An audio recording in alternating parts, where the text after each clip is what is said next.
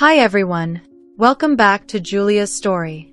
Before we begin, tell us where you're watching from in the comments. If you enjoy this video, don't forget to hit like and subscribe. Sit back, relax, and let's get into the story. Where I come from, the mornings begin with dust and roosters and the soft clatter of hope. Our market sits like a patchwork under a sky that takes its time waking up. Tarps the color of faded fruit.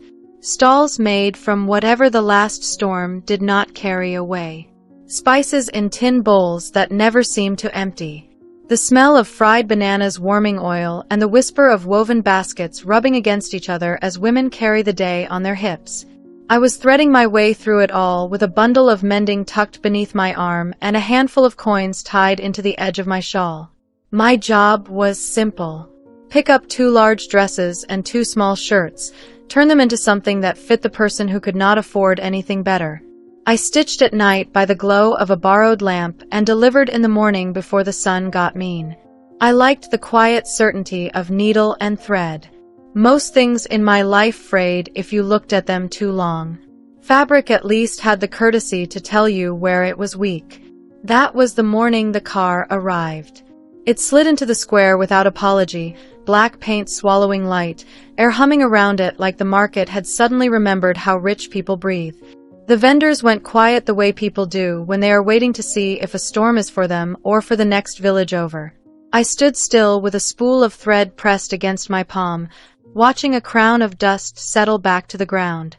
A man stepped out, and if he was not a king, he was the kind of man kings invited to dinner. Tall. Very still in the way city men are when they are trying not to touch the world. His suit was the color of the river at dusk and fit like a secret. There was a line at his jaw, the kind that does not come from a smile. Beside him, a woman in a pale blouse tapped messages into a phone so fast her fingers blurred. Another man hovered with a briefcase and eyes that counted everything. They did not belong here. That was clear. But he looked like he could make anywhere belong to him if he wanted it badly enough. He walked through the market as if it were a hallway, his gaze sliding over pyramids of tomatoes and baskets of chilies, over fish laid out like silver punctuation. People watched him like you watch a knife. Not afraid exactly, only aware. And then his eyes found me. He paused. His mouth did not change, but something shifted behind his eyes, a small click of attention settling into place.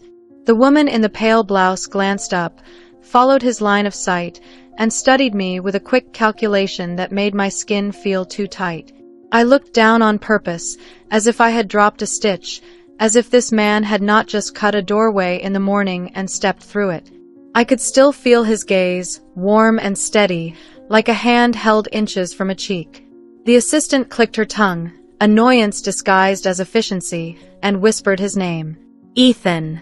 He said mine would have to be asked for. He stopped in front of the stall where I sometimes helped Madame Sari sell leftover scraps to women who had learned to turn remnants into dresses that looked like wishful thinking. Today the fabric was a tired collection of almosts. Almost enough silk for a sleeve. Almost enough lace for a hem. Almost enough courage to imagine a different life. His eyes moved from the pile to the girl behind it. Me. Sun in my hair, dust on my ankles, a plain blue dress I had mended so often the seams knew the shape of my hands better than my own palms did. He spoke first, voice low and even. The kind of voice people hear because it has been trained not to repeat itself. Do you make dresses here? I told him the truth. We make them out of what we have, not out of what we want. The corner of his mouth tilted, not quite a smile. He reached out and touched a length of cream fabric, the last good piece we owned. He rubbed it between his fingers like he was testing it for a memory. Then he turned to Madame Sari and asked for the best dress in the market. We do not keep best dresses on hand, she said, her tone polite as a knife wrapped in cloth. Not for people who walk in without warning. The woman in the pale blouse shifted, a little offended at being met with anything other than yes. The man with the briefcase pretended to cough to hide a smile. He looked back at me, and without asking for permission to intrude on the small circle of my life, he asked my size. It should have been insulting, but the way he asked was almost careful, as if the answer mattered more than the question. I hesitated, then told him. He nodded once. His assistant scrolled and tapped like a musician finding a tempo. Minutes later, a van appeared with a garment bag that seemed faintly ridiculous against the banana leaves and rusted bicycle frames. They unzipped it and pulled out a dress the color of a secret. Not white, not gold. Something in between. It glowed the way river water glows at evening when the light forgets how to be loud. The kind of dress that changes the room it enters. People gathered without pretending otherwise. The market had turned into a theater. Madame Sari's mouth hung open. My heart climbed into my throat and set up camp there. "Try it," he said. I shook my head. Dresses like that do not touch girls like me, not even by accident. He did not argue. He only waited. The assistant's eyes flicked over my face and then softened in a way I did not expect. She handed me the garment bag. "There is a curtain at the back of the stall," she said, like a secret offered by an unlikely friend. I stepped behind it and let my blue dress fall. The fabric of the other one slid over my skin like a promise I had not decided to accept. I tied the last ribbon with hands that trembled and looked at myself in the shard of mirror leaned up against a crate of mangoes. It is a strange thing to see yourself for the first time after a lifetime of glancing. The girl in the mirror stood straighter than I remembered. Her eyes looked less tired. The dress did not make me someone else. It only made me look like the person I had always kept hidden for fear the world would laugh. When I stepped out, the market did what it always does when it thinks it sees a miracle. It gasped and then it whispered. The whispers stung and soothed in equal measure. I felt naked and armored at the same time. He looked at me, and for a fraction of a second the line at his jaw eased. He took one slow breath like a man reminded that air can taste different if you pay attention. The briefcase man forgot to pretend he was bored. The assistant actually smiled. "How much?" he asked Madame Sari. "Sir," she said, "you know this market does not sell dresses like that." "How much for her?" he said, and then corrected himself before I could bleed from it. "How much for the dress on her, and for any work she has done that led her to this stall today?" He paid too much. He paid like a person who does not want an argument later. He paid like the kind of man who knows that the difference between a gift and an insult is often measured in zeros. He told the driver to bring a box. He told the assistant to note my name. I told her she could write Lena. It is the name my mother said when she wanted me to come home, and the sun was still on her hands from washing other people's clothes. He asked me if the dress fit. I said it fit like courage. He asked me if I would join him in the city next week for a gathering where the dress would be happier. I laughed without meaning to. "Dresses do not feel things," I said. He looked at me like maybe they did, a little. Before he left, he did a small, foolish thing that will live in my chest for a long time. He took the pin from his lapel, a tiny silver star, and held it out. "For luck," he said. "If you want it." I let him pin it above my heart. It felt heavier than it looked. He walked back to the car, and the market remembered how to breathe. The assistant lingered, scribbled my name and a message about a car that would come, about a time and a place. Her voice softened when she said it would be in the evening, when the light is kind. She pressed the card into my hand like a promise and followed him, heels careful on uneven ground. The dust rose and settled. People found their voices. Some smiled like they were happy for me. Others narrowed their eyes like they were waiting for me to fail. A boy I had once danced with under the jacaranda tree spit near my feet and missed on purpose. Madame Sari cleared her throat and touched the fabric at my shoulder as if to make sure it did not vanish. "You look like your mother when she was young," she said, and I did not know what to do with the ache that delivered. I carried the dress home in its box, the silver star catching the late sun on my chest with every step. The path to our door felt different, shorter and longer at once. My mother sat on the stoop with a basket to mend and eyes that could pull the truth from a story before you told it. She looked at the box. She looked at the pin. She looked at me the way people look at the horizon when the weather changes. "Who gave you that?" she asked, voice too calm. "A man in a car," I said, and felt the foolishness of it as soon as it left my mouth. Her fingers tightened around the needle. Her eyes went somewhere far and came back with a shadow they had not worn in years. "There are men whose gifts are not gifts, Lena," she said. "There are dresses that are not clothes. There are names that change the shape of a life when you say them out loud." "What is his name?" she asked. "Ethan," I said. It sounded harmless when I said it. It did not feel harmless when it hung there between us.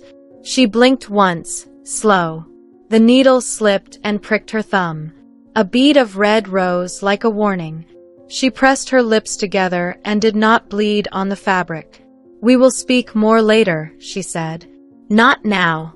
Not in the doorway." That night I laid the dress across the back of a chair and watched it pick up the thin moonlight like it knew a language I did not. I set the silver star on the table and tried not to give it the power it asked for. Outside, the village settled into the soft noise of evening. Inside, my heart refused to choose between fear and wonder. I told myself there was no harm in a dress and an invitation. I told myself a gift is not a story, only a beginning. I told myself I could go to the city, let them pour light on me for one night, and then come home exactly the same girl I had been that morning. I told myself many things as the night slid across the roof like a cat. Most of them were almost true. The morning after Ethan Hale bought me that dress, the whole village already knew. Word in a place like ours spreads faster than fire in dry season. Children stared at me with wide eyes, whispering as if I had turned into some kind of legend overnight. Mothers pulled their daughters close when I walked past, as though I carried a kind of danger they wanted no part of. Men smirked, some with envy, some with something sharper. I tried to walk with my head down, pretending none of it touched me, but every pair of eyes was a hook. And the dress, oh, the dress. It wasn't even on my body anymore. I had folded it carefully into its box, hidden beneath my bed like a secret too bright to look at. Yet somehow, just knowing it was there made me feel exposed, as if the fabric itself had branded me. At home, my mother avoided talking about it. She busied herself with her laundry work, scrubbing at stains that seemed impossible to erase. Every time I caught her looking at me, I saw a storm in her eyes. She wanted to ask. She wanted to warn me, but she held her tongue, perhaps afraid that once the words left her mouth, they could not be taken back. I couldn't stop myself from lifting the lid of the box when I was alone. The dress shimmered even in the dim light of our little room, like it didn't belong in a place with cracked walls and a leaky roof. I touched the fabric, soft as a sigh, and wondered what it would feel like to wear it again, not for a moment in the market, but for a night where it belonged. That was when I heard footsteps outside. The familiar heavy boots of Kareem, the boy I had once danced with under the jacaranda tree. He didn't knock. He never did. He pushed open the door with the arrogance of someone who thought his claim over me was as natural as breathing. "So it's true," he said, his voice rough, eyes narrowing at the sight of the box on my bed. "You let him buy you things." I stood, anger flushing my cheeks. "I didn't let him. He just did." Kareem laughed, but it wasn't kind. "Men like him don't just do things. They pay, and they expect something back. You know what the whole village is saying about you now? That you've sold yourself for silk." The words stung. Not because they were true, but because of how easily people believed them. I wanted to throw the dress at him, to prove it hadn't changed me, but instead, I closed the box with trembling hands. "Leave, Kareem," I said quietly. "You don't know what you're talking about." He lingered, his eyes still sharp with bitterness, then spat on the floor near my feet before storming out. His anger was not just about me. It was about power, about how a rich stranger had undone years of his certainty in a single afternoon. That night, I sat outside under the stars, hugging my knees to my chest. The silver pin Ethan had given me gleamed faintly against my dress. I traced it with my fingertip and wondered why he had chosen me. Out of everyone in that crowded market, why had his gaze landed on me? When I finally drifted to sleep, my dreams were a blur of velvet curtains, chandeliers, and Ethan's unreadable eyes watching me from across a room full of strangers. And when I woke, the message from his assistant was still in my hand, written neatly on that small card. A car would come for me in 3 days' time. A gathering in the city. Wear the dress. 3 days. 3 days to decide if I would step into a world that wasn't mine, or if I would burn the dress before it consumed me. The days passed slower than I thought possible. Every sound, every glance from the villagers seemed heavier, like each one carried a question I didn't want to answer. The dress stayed in its box, hidden but never forgotten. Sometimes I would open it just to look, my fingers hovering over the fabric but never daring to slip it on again. It was both a treasure and a curse, reminding me of a world that wasn't mine but had already reached for me. On the third morning, I woke to silence. Even the roosters seemed to know something unusual was about to happen. I washed my face at the well, hands trembling as cold water dripped down my skin. My mother watched me from the doorway, her lips pressed tight. She didn't say a word, but her silence spoke louder than any warning could. By noon, the car arrived. Black, sleek, and so out of place on the dirt road that children ran after it, laughing as though chasing a story. The driver stepped out in a suit, polished shoes sinking into the dust. He spoke my name with a voice so formal it felt like he was calling someone else. Lena. My mother's hand clutched my arm. Her grip was strong, desperate. Don't forget who you are, she whispered. Her eyes searched mine, but I couldn't hold her gaze. I didn't know who I was anymore. A poor village girl? A seamstress with nothing but thread and dreams? Or the girl chosen by a billionaire, even for just one evening? I dressed slowly, every ribbon tied with care, every fold smoothed as if I could iron out my fear. When I finally stepped into the sunlight, the dress shimmered, catching the eyes of everyone who had gathered to watch. It was like the whole village had paused to see me go. Some faces were curious. Others were disapproving. Kareem stood near the well, arms crossed, his glare burning into me. The driver opened the car door, and I slid inside. The seats swallowed me in leather and silence. As we drove away, I caught one last glimpse of my mother standing in the doorway, her hands wringing the hem of her dress, her eyes shining with a fear she hadn't spoken out loud. The city rose ahead of me, a wall of glass and steel.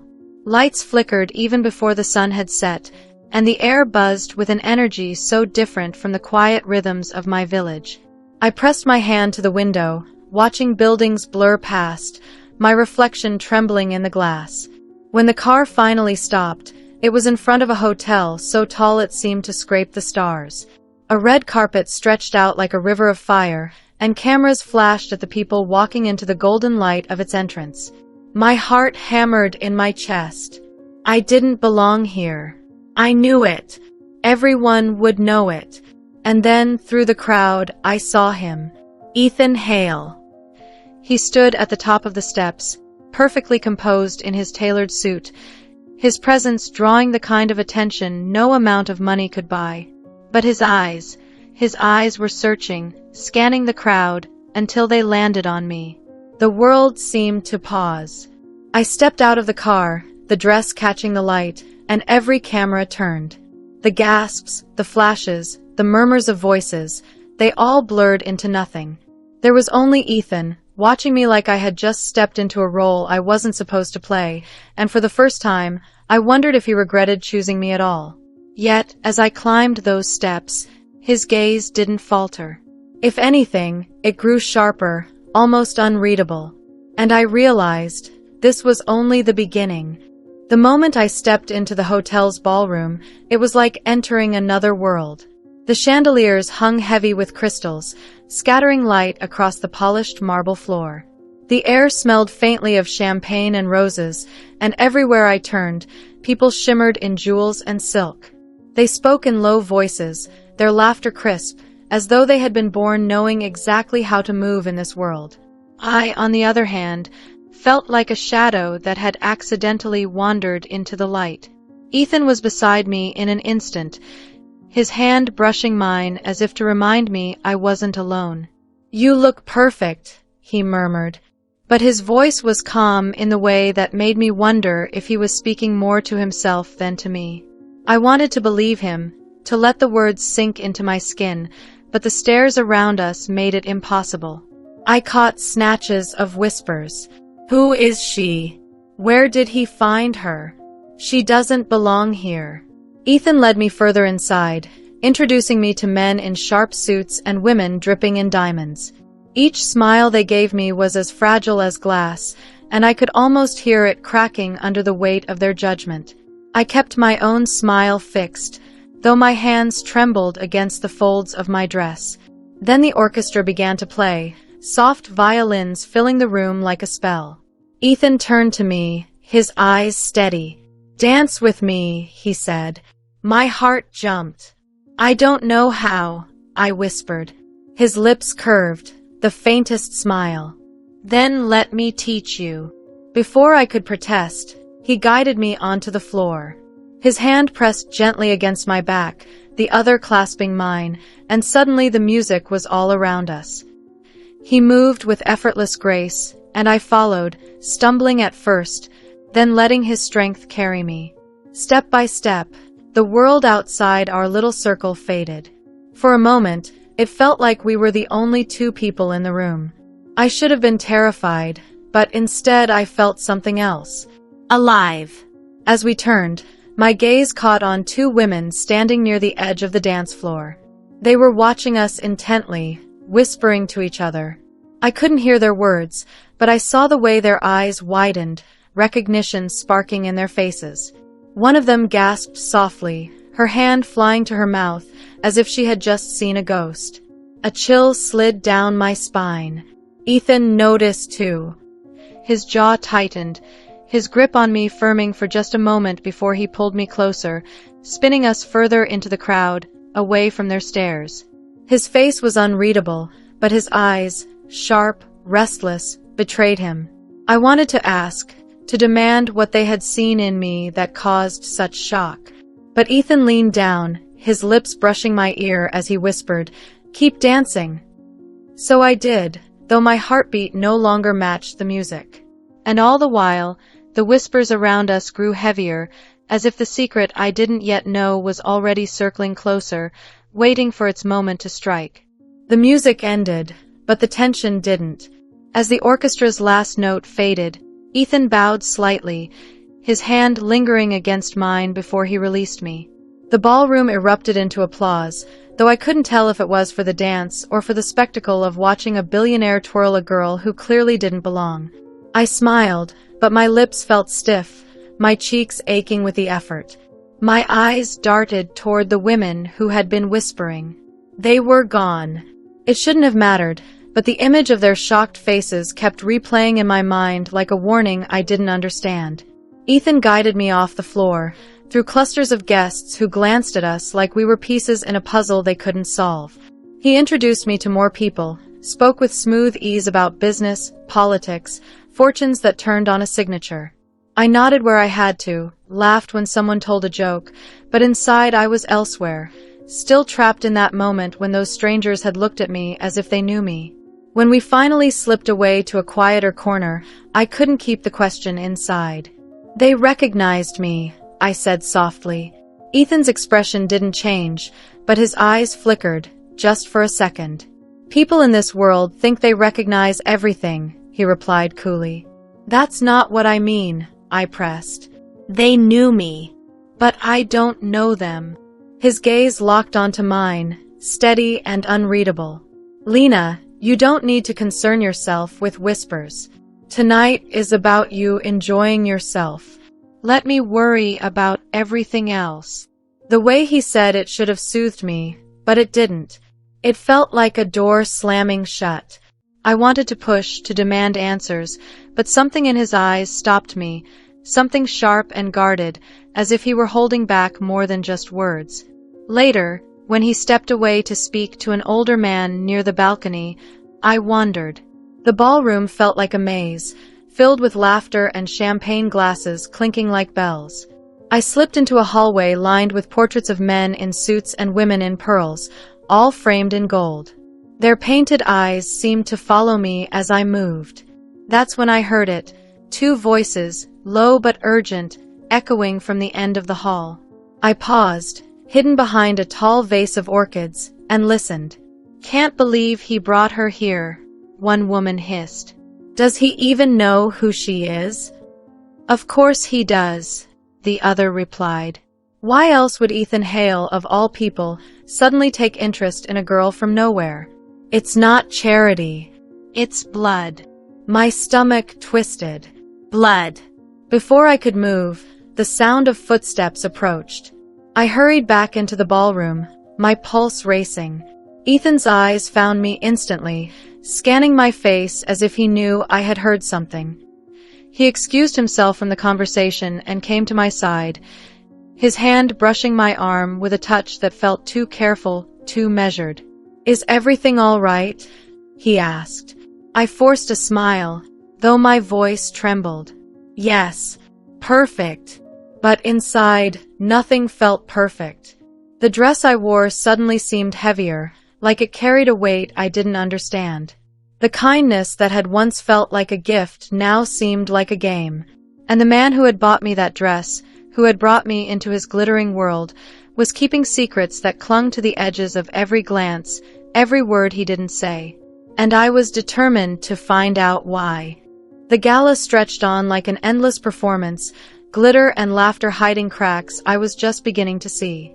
I stayed close to Ethan, though not too close, because every time his hand brushed mine I felt the eyes of the room burn into us. I couldn't shake what I had overheard in the hallway. Blood. Why would anyone use that word about me? Near midnight, the orchestra slowed, and people began drifting toward the exits. Ethan spoke quietly with a senator and his wife, his expression calm and unreadable. I excused myself, pretending I needed some air, but the truth was I couldn't breathe under all those stares anymore. The hotel's garden was lit by strings of golden bulbs, glowing softly against the night sky. The roses smelled too sweet, almost dizzying. I walked along the stone path, trying to calm the storm inside me, when I heard my name again. "Lena!" I froze. The voice wasn't Ethan's. It was deeper, rougher, carrying a tone that sent chills racing down my spine. I turned slowly and saw a man stepping out from the shadows. His suit was expensive, but his face was harder, sharper, like stone carved by anger. His eyes, though, they were what stopped me, because they were eyes I knew. Not from my village, not from anywhere I could name, but deep inside, something recognized them. "You shouldn't be here," he said coldly. "You don't even know who you are, do you?" My voice caught in my throat. "Who are you?" He stepped closer, his jaw tight. "My name doesn't matter. What matters is that Ethan knows. He knows everything. And when you find out, you'll regret ever letting him put that dress on you." The words struck like knives. My knees felt weak, but I held my ground. "Tell me, then. What do I need to know?" He shook his head, almost pitying me. "It's not my place. But you should ask him about the Hale family. Ask him why the face you see in the mirror looks so much like one of the women hanging in the portraits inside." And just like that, he turned and disappeared into the darkness of the garden, leaving me standing there with my heart pounding so loud I could barely hear the music drifting from inside. I stumbled back into the ballroom, my chest tight. The portraits. The whispers. Blood. Suddenly, they all tangled together in my mind, forming a pattern too dangerous to ignore. When Ethan saw me, his eyes sharpened instantly. He excused himself from the senator without hesitation, striding toward me with that calm, commanding presence that seemed to silence the room around him. "Lena," he said softly, searching my face. "What happened?" I wanted to tell him everything. About the man, the warning, the way my reflection suddenly felt like a stranger's. But as his hand touched my arm, I saw again the guarded look in his eyes, the secrets he held behind his careful words. So I swallowed it all and forced a smile. Nothing. I just needed some air. But inside, I knew nothing would ever feel the same again. Because tonight, for the first time, I wasn't just the poor village girl in a borrowed dress. I was a girl standing on the edge of a truth big enough to tear both our worlds apart. Back in my room that night, I couldn't sleep. The hotel felt too grand, too polished, its walls pressing in on me like they knew something I didn't. I stood in front of the tall mirror, the dress still hugging me like a second skin, and for the first time I stared at my own face as if it belonged to someone else. The man's words echoed again. Ask him about the Hale family. I traced the outline of my cheek, my eyes, my lips, and then I remembered the portraits in the hallway. The women painted in oils, staring out of gilded frames. One of them, with her high cheekbones and dark eyes, looked frighteningly like me. I thought it was a trick of the light, but now I wasn't so sure. The next morning, Ethan sent breakfast to my suite, but he didn't come himself. A tray of food too elegant for me sat untouched while I paced the carpet, questions clawing at me. Why bring me here? Why the dress, the gala, the stairs? When the knock finally came, it wasn't Ethan. It was his assistant, a woman named Claire. Sharp-eyed, efficient, polite in a way that kept me at a distance.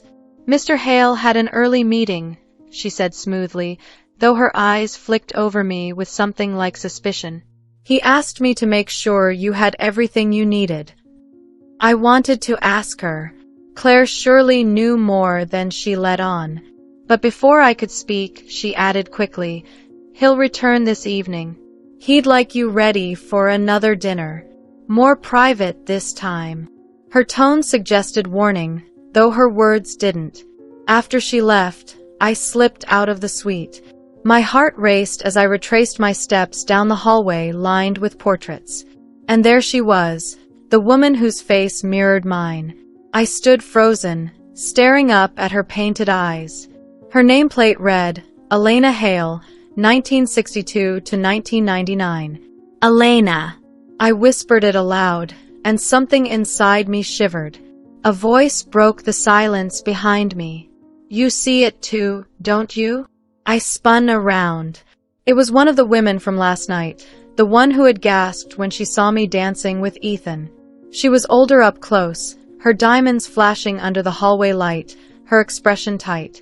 "You shouldn't be here," she said in a low voice. "Does Ethan know how dangerous this is?" "What do you mean?" I asked, my throat dry. She stepped closer, her perfume heavy, her eyes sharp. "You're her image. Elena Hale's ghost walking back into this family. Don't let him fool you. This isn't about charity or love. It's about bloodlines, about unfinished business." Before I could demand more, she turned on her heel and vanished back into the glitter of the ballroom. I stood there, my pulse hammering. Elena Hale. My face on someone else's body. A ghost I had never known, tied somehow to the man who bought me a dress and brought me into his world. And suddenly, I wasn't sure if Ethan had saved me that day in the market, or if he had pulled me into a trap I couldn't yet see. By the time evening came, my nerves felt raw, like every sound set them on edge. I barely touched the food sent to my suite. It all tasted like ash against the questions burning in my throat. When the clock struck 7, there was another knock, and this time it was him. Ethan. He stood in the doorway in a dark suit, not the polished mask from the gala, but something quieter, heavier. His eyes searched mine, and for a moment I thought he might finally speak the truth. Instead, he simply said, "Are you ready?" We drove in silence. The car glided past glowing city streets until it stopped at a private townhouse tucked between rows of stone buildings. It was beautiful but not ostentatious, almost hidden. Inside, the lights were warm, the table set for two with candles flickering like tiny warnings.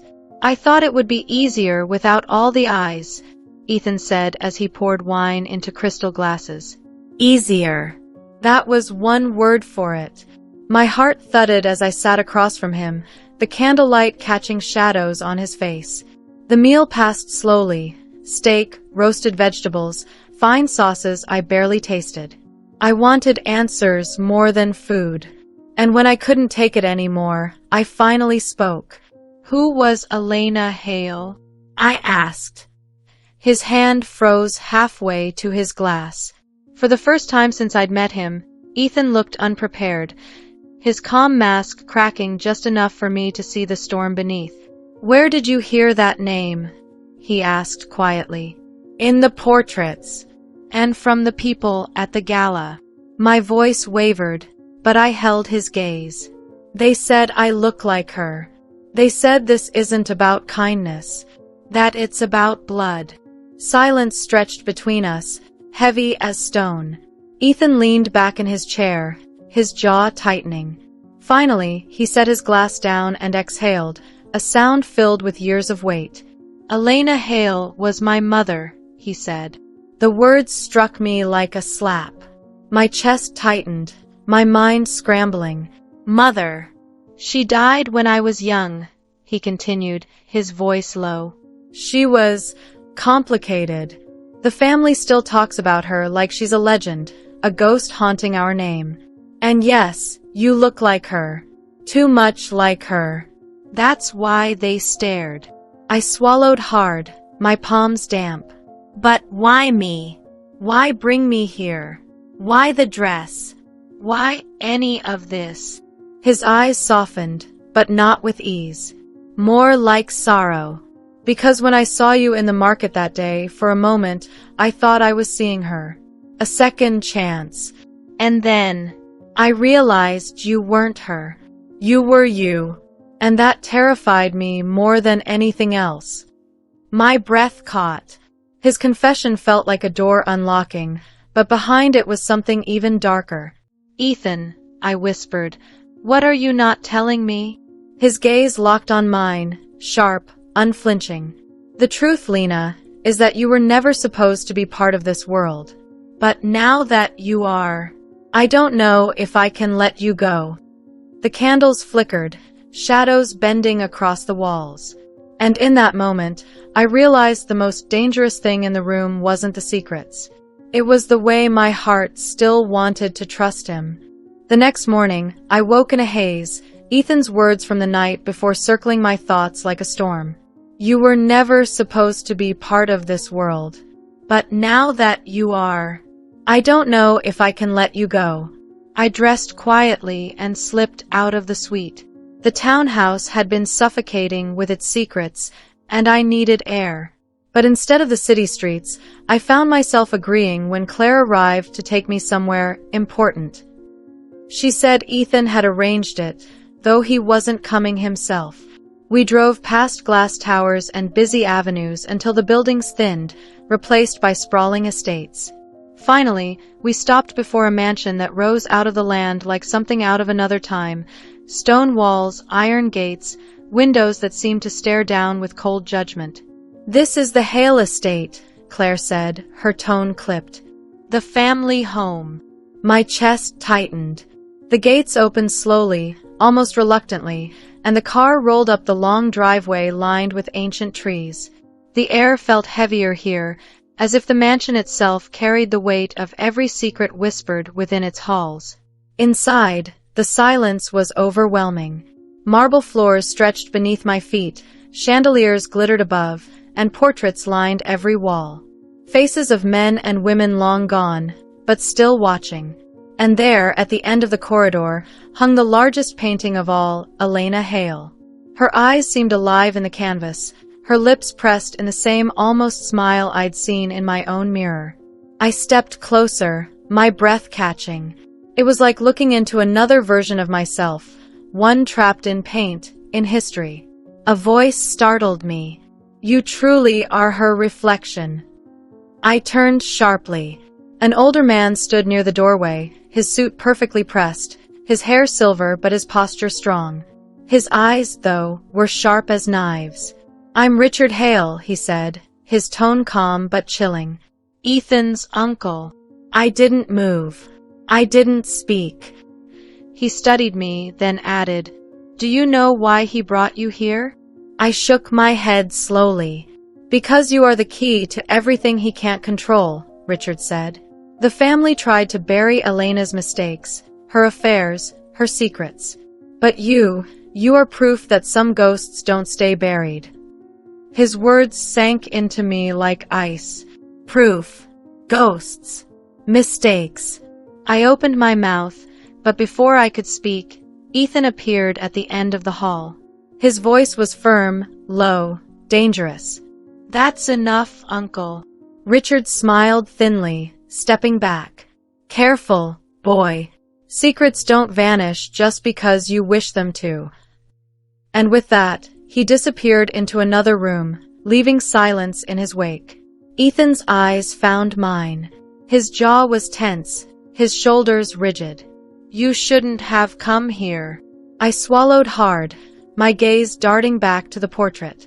Elena's painted eyes seemed to pierce through me. But the truth was already sinking into my chest, heavy and undeniable. I wasn't just a poor girl in a dress anymore. I was a piece of the Hale family's history, whether I wanted to be or not.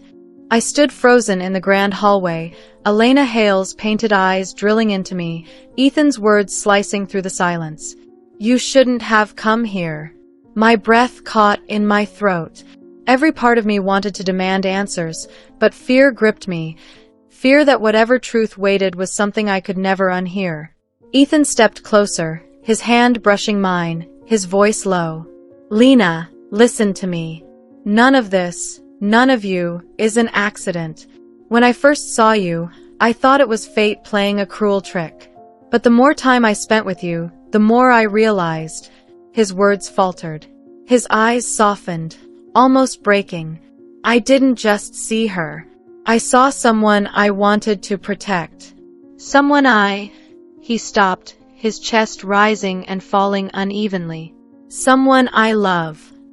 My heart twisted.